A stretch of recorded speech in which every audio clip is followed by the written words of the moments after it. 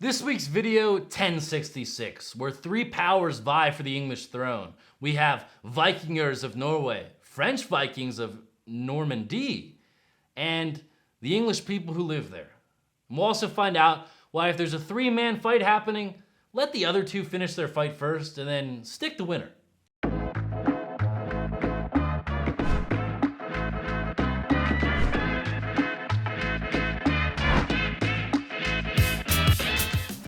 Before we get to the titular time in 1066, let's go back a couple years and a couple kings. To King Ethelred the Unready.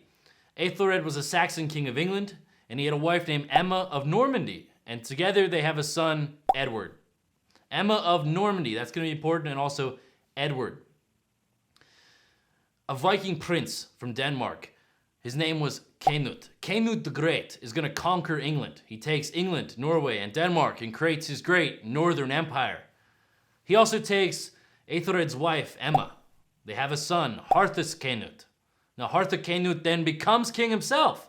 He's not great. Things kind of fall apart, okay? Then he's going to eventually die, okay? So we had Canute the Great took Emma from the previous king, took Emma, and they had a son, Harthus-Canute.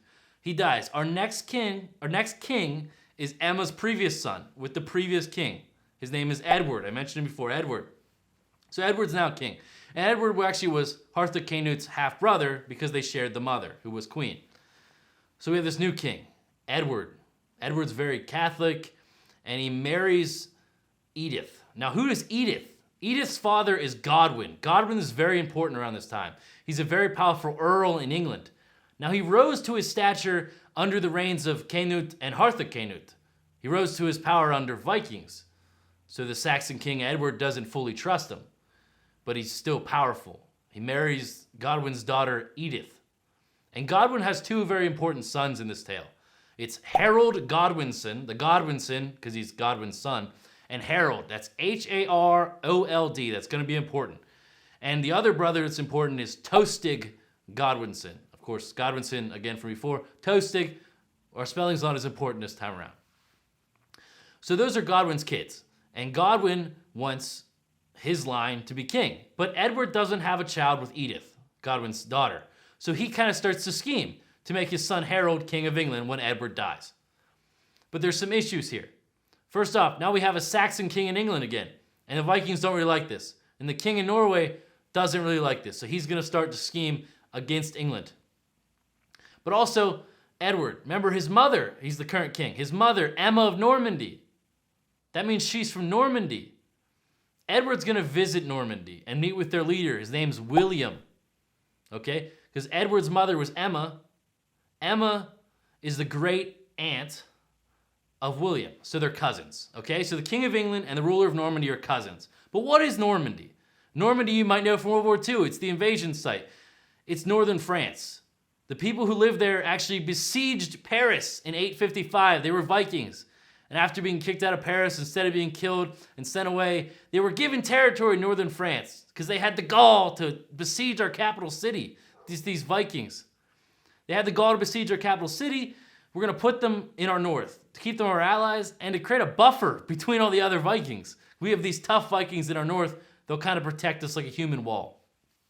That was in 855. We're almost at 1066 at this point. So hundreds of years go by. These Vikings now become more French, more civilized. They take on a little bit different patterns and language. And when Edward's there, he promises William, hey, when I'm dead, you get to become king. You get to be king, William. He's promising William this. And William's like, woo, I'm king next, awesome. Then Edward goes home.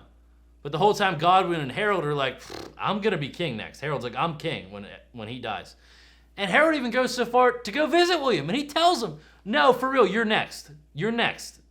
Edward dies, you're next, William. But he's lying to his face. Okay, so William believes everything's fine. The guy who will kind of be in control of things after Edward dies is going to hold on to everything for me. I can just chill here in Normandy in my house. The king of Norway at the time is like, you know what? He's failing at taking Denmark, and he's like, screw it. I'm just going to go conquer England. Now, his name, Harold Hardrada. That's another Harold. The guy who wants to become king of England within England is Harold Godwinson, Harold with an O, H-A-R-O-L-D. The the king of Norway, Harald Hardrada, Harald. So he wants to become king as well. And then, pretty much, boom, Edward dies. And guess who becomes king? Guess who takes the control? The man in the city already, Harold Godwinson. Okay, he has the army, he has the influence in England, and he's the one already there. He's crowned king. I'm king. He gives his brother Tostig some land. He's like, you're now. Guess what? Now you're the earl of a town or an area called Northumbria. But Tostig's a bit of a prick, and the people hate him, and they're like, this can't stand. So Harold Godwinson, the current king at this point, has to exile his brother Tostig. And Tostig kind of hates him for it because you took away my power. I wasn't a prick. The people, they suck. I'm a great guy. I hate you now, brother, because you took away my power. But in Normandy, you have William, who's like, whoa, it was my turn. You even said it was my turn. You're a usurper. You're a liar. And he declares that I'm coming to take my kingdom, what's rightfully mine. And he heads his men to the beach of Normandy with their ships, and he's ready to invade England. And on the other side is Harold Godwinson with his English troops, ready to fight off these invaders. But the wind's pushing towards William, so he thinks, I'll just wait till the wind's more favorable. It's fine, I'll just wait. So while Harold Godwinson's sitting across the channel in southern England, knock knock, it's Harold Hardrada, the king of Norway, the Vikinger. He's in England. He decides to show up now. He's in northern England. Now this isn't like super high up into Scotland or anything. This is just the country of England. Scotland was kind of still free at this point. And this is about halfway up like the whole island. In like northern England, but not northern on the whole kind of block of an island. He arrives. He starts burning cities, winning battles. And he finds Tostig, and he joins up with Tostig because Tostig hates the king because his brother took his power. Tostig has men. Tostig has some Scottish people on his side. So now we have Tostig and his men, and the king of Norway, Harold Hardrada, and his thousands of Vikings. They came across from Norway to England with over 300 ships. This is an impressive force of thousands of men. And Harold Godwinson's at the bottom of the country and thinks, ugh, William's not here yet, but he's going to be here eventually, but that guy's already here. And he marches his men as fast as they can north. In 4 days, they cover 185 miles. They reach the north. The Vikings don't know they're there. No army's nearby until they see them with their own eyes. And a messenger rides across the field, across the bridge, and up to the king of Norway, Harold Hardrada, and Tostig, the English king's brother. And he speaks to Tostig and he says, the king will give you back your earlship if you turn on Harold Hardrada. And Tostig says, but what for the king of Norway? What land does he get? And the messenger says, Harold Hardrada can have 6 feet of English land, or however much he needs, as he's taller than most men. He's saying, we'll give you enough land to bury you because we're killing you today. And the messenger rides off. Harold Hardrada says to Tostig, who was that? Who's going to walk up to me and kind of be like ballsy like that? Like, who is that? And Tostig just says, that was my brother. That was the king of England. He rode over here alone to taunt us both and tell you that you're dying today. And they're like, I guess it's war. But again, as I said, they're not ready. They didn't expect this to happen. The Vikings don't have their swords or their axes and their swords, their shields, or their armor on. So they have to start getting ready very quickly. But one Viking is ready, and he decides, you know what? I'm going to buy some time. And he goes to the bridge. This is called the Stamford Bridge. And what's about to happen, if you're watching this video when it's released, tomorrow, on Saturday, the 25th of September, will be 955 years from the date of this battle. The man goes to the bridge, and it's not super wide, so he's able to kind of defend it all himself. It's like fighting in a hallway. It's a choke point. And he's a berserker. What a berserker is, these were kind of like crazy madmen. They'd wear animal skin. They would get drunk. They would like really delve into the crazy side. They'd just see red and slaughter and like to kill. Sometimes even doing hallucinogenic mushrooms. They were like like a proto meth head. Like when a guy's running through the streets and he's taking tasers off him and he's tackling cops, nothing can seem to stop him, he can't seem to feel pain. That's what the berserker was like. And he's on the bridge and he's swinging his big Dane axe, cutting down the English. He kills possibly over 40 English soldiers. He's fighting their whole army. The English are like, we have to do something about this. And they put a man in a barrel. Okay, they put a man in a barrel and they put him down the river. And he's floating down the river in his barrel. He's underneath the bridge and he takes his spear, shoves it up through the bridge, and some accounts up through the anus of the Viking, killing him instantly. The English charge across the bridge. And on the other side is a Viking shield wall.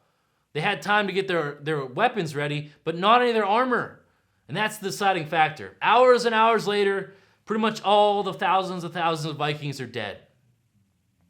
Harald Hardrada, for his troubles, is shot through the throat with an arrow. And Tostig, the brother of the king, is killed as well.